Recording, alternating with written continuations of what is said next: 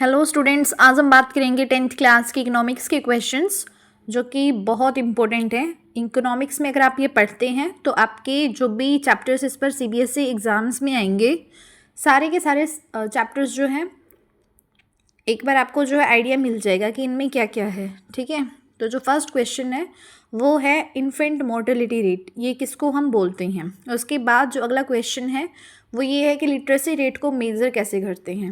उसके बाद जो अगला क्वेश्चन है वो ये है कि जो एमजी नरेगा है उसके ऑब्जेक्टिव्स क्या हैं। उसके बाद अगला क्वेश्चन जो है वो ये है कि जो इंडस्ट्रीज़ हैं उनको हमने इकोनॉमिक एक्टिविटीज़ के हिसाब से कैसे जो है वो क्लासीफाई किया हुआ है। उसके बाद कोलेट्रल हम किसको बोलते हैं और ग्लोबलाइजेशन के इम्पैक्ट्स जो है वो क्या क्या हैं। तो वन बाय वन करके हम क्वेश्चंस डिस्कस करते हैं। तो जो फर्स्ट क्वेश्चन हम डिस्कस करने जा रहे हैं that is infant mortality rate. इसकी डेफिनेशन अगर आप एज इट इज़ याद रखते हैं तो आपको कंप्लीट मार्क्स मिलेंगे। तो what is infant mortality rate? It is the number of deaths of infants under 1 year of age per 1000 live births in a particular area. एक पर्टिकुलर एरिया में जो भी बच्चे मतलब लाइव मीन्स जो जीवित पैदा हुए थे विद इन 1 ईयर, उनमें से जो है कितनों की डेथ हुई, उन 1 ईयर से जो बच्चे बिलो वाले जो भी बेबीज़ हैं उनमें से किन की डेथ हुई है, that is called as infant mortality rate. Okay, so it is the number of deaths of infants under 1 year of age per 1000 live births in a particular area, that is called as infant mortality rate. उसके बाद जो आगे question है वो ये है कि what does literacy rate measure? जो literacy rate है वो क्या मेज़र करता है? तो you know what does it measure? It measures the proportion of the literate population aged 7 years and above in a given area. ये क्या मेजर करता है? वो प्रोपोर्शन की जो पॉपुलेशन है ना, मतलब उसमें से कितने जो पर्सन है जो 7 ईयर्स के जो बच्चे हो गए हैं, मतलब 7 ईयर्स वाले और 7 ईयर्स से जो भी अबव हैं, क्या वो पढ़ पा रही हैं या नहीं। If they can write their name and read their name, so we will be considering them literacy. So मतलब लिटरेट हम उसको कंसिडर करेंगे। So what does literacy rate measure? It measures the proportion of the literate population age 7 years and above in a given area. उसके बाद next question जो है वो ये है कि explain the objectives of implementing MG NREGA. MG NREGA ये वाला प्रोग्राम जो है इम्प्लीमेंट करने का क्या ऑब्जेक्टिव था। सो इसका फर्स्ट ऑफ ऑल आप फुल फॉर्म बताएंगे कि जो एमजी नरेगा है that is the Mahatma Gandhi national rural employment guarantee act. So this was introduce to ensure the right to work, कि लोगों को जो है अपनी लाइवलीहुड के लिए वर्क करने का जो है क्या है, राइट है। अब एम्प्लॉयमेंट ना मिले तो फिर कैसे काम चलेगा। So to enhance income and employment in rural areas, जो भी ग्रामीण इलाके होते हैं वहाँ पे लोगों के इनकम और उनको एम्प्लॉयमेंट देने के लिए ये प्रोग्राम चलाया गया था। To promote rural development through the public works like water conservation, afforestation and rural connectivity.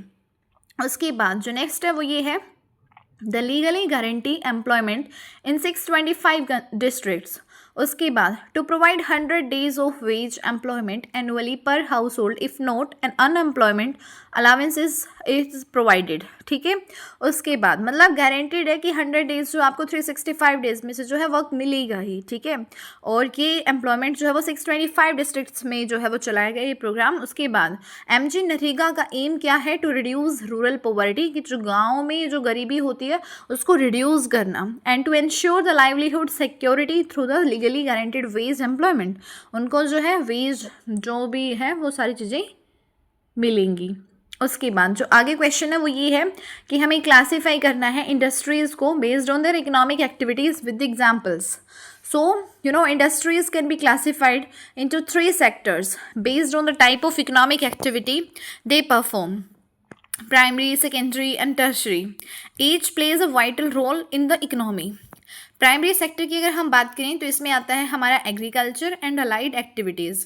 So primary sector जो है वो क्या है? It involves activities that use natural resources directly, and this sector forms the base for all the other economic activities. And ये क्या include करता है? Agriculture, dairy, fishing and forestry. Example है इसका dairy farming, where we rely on the biological process of animals and fodder availability. उसके बाद जो next है वो क्या है, सेकेंडरी सेक्टर, इंडस्ट्रियल सेक्टर बोलते हैं इसको हम। ये क्या इन्वॉल्व करता है, जो भी हमारा प्राइमरी सेक्टर में एग्रीकल्चर से जो प्रोडक्शन हुआ है उसको मैन्युफैक्चर करना। इंडस्ट्रियल सेक्टर में क्या होता है, it involves transforming natural products into the finished goods through the manufacturing, and products in this sector are not provided by the nature but are man made through the industrial processes. मतलब बेशक agro based industries होती हैं, mineral based industries होती हैं, लेकिन वो man made manufactures होती हैं, ठीक है। तो सेकेंडरी सेक्टर जो है it gradually associates with the various types of industries. Example हो गया यूजिंग शुगर केन, जो गन्ना होता है टू प्रोड्यूस शुगर, उससे हमें अगर चीनी बनानी है या फिर जैगरी गुड़ बनाना है तो हम उसको जो है मतलब सेकेंडरी एक्टिविटीज़ में जो है हमारा प्राइमरी एक्टिविटीज़ ये सभी क्या है, इंटरकनेक्टेड है, बेस है बिल्कुल। उसके बाद जो नेक्स्ट है वो क्या है, टर्शरी सेक्टर। तो ये जो टर्शरी सेक्टर है इसमें क्या है, इसको हम सर्विस सेक्टर भी बोलते हैं। It supports the primary and secondary sectors by providing services provide करने के थ्रू ये क्या करता है, मतलब सपोर्ट प्रोवाइड करता है प्राइमरी को भी एंड सेकेंडरी सेक्टर को भी। It does not produce goods directly but aids, ये हेल्प करता है in the production and distribution of process में, ठीक है। It includes transport, storage, communication, banking and trade. इसमें ट्रांसपोर्ट भी आ जाता है, स्टोरेज भी आ जाता है, कम्युनिकेशन भी आ जाता है, बैंकिंग भी आ जाता है और ट्रेड भी आ जाता है। इसका एग्जाम्पल होगा transportation of goods from the factories to retail shops using the trucks और रेलवेज।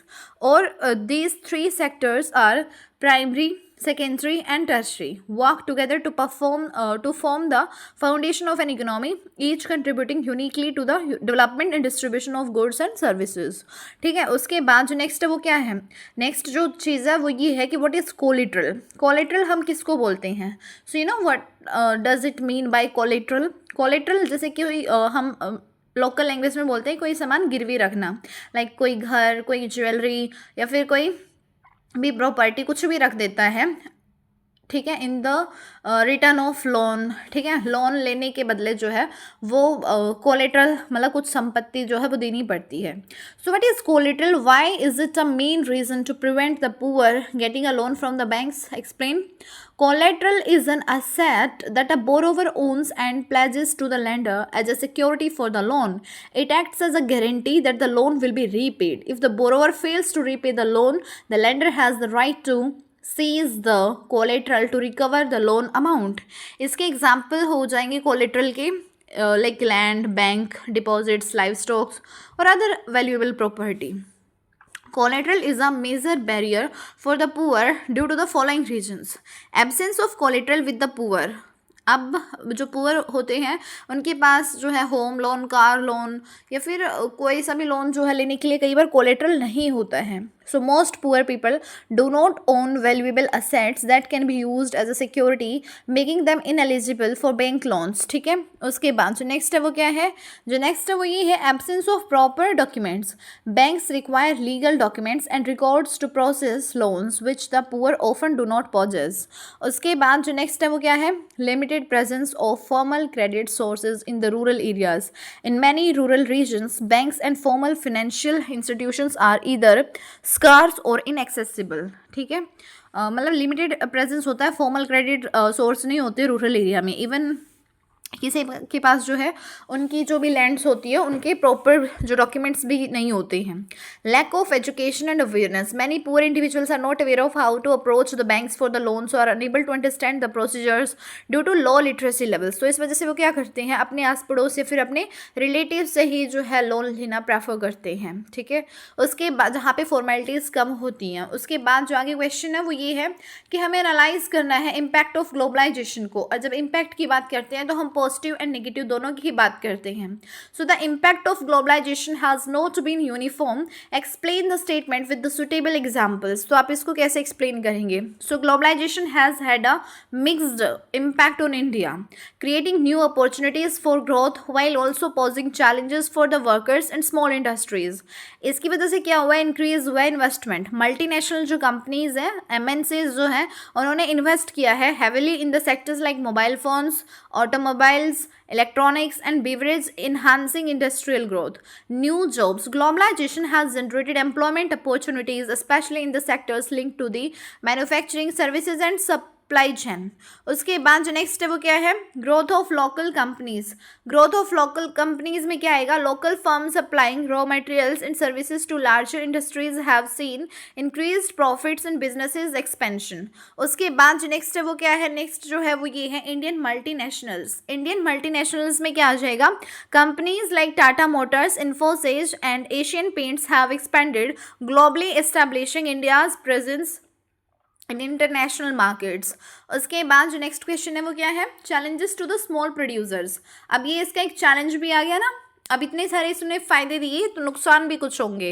इन्होंने चैलेंज कर दिया स्मॉल स्केल इंडस्ट्रीज़ को, वो अब स्ट्रगल करते हैं against the competition leading to factory closures and job losses resulting in insecurity and income instability for the workers. Thus while globalisation has brought investment, growth and technological advancement to India, it has also exposed small manufacturers and workers to the several challenges. So this is done. ये हो गया हमारा impact of globalisation. ठीक है, तो ये questions हमने discuss कर लिए. एक क्वेश्चन और डिस्कस कर लेते हैं हम. What may be a developmental goal of farmers who depend only on rain for growing crops. अब बारिश होगी तो खेतों में जो है मतलब इरिगेशन होगा, सिंचाई होगी, किसान इस होप में बारिश की वेट करता है. So a developmental goal of farmers who depend only on the rain for the crops could be access to avail developed irrigation system. So they are not solely dependent on the rainfall for the agriculture. किसान के लिए developmental गोल यही होगा कि उनके खेतों में जो है पानी मिल जाए, वो बस सिर्फ मतलब जो रेन है उस पर डिपेंड ना रहें. So this would be the developmental goal for a poor farmer who can not afford the मतलब इरीगेशन सिस्टम और इरीगेशन मतलब water for the irrigation to their crops. ठीक है, तो ये सारे क्वेश्चंस जो है आई होप आपको समझ में आए होंगे. और कोई भी डाउट हो, कोई भी क्वेरी हो, so you can comment me in the comment box. Thank you for watching.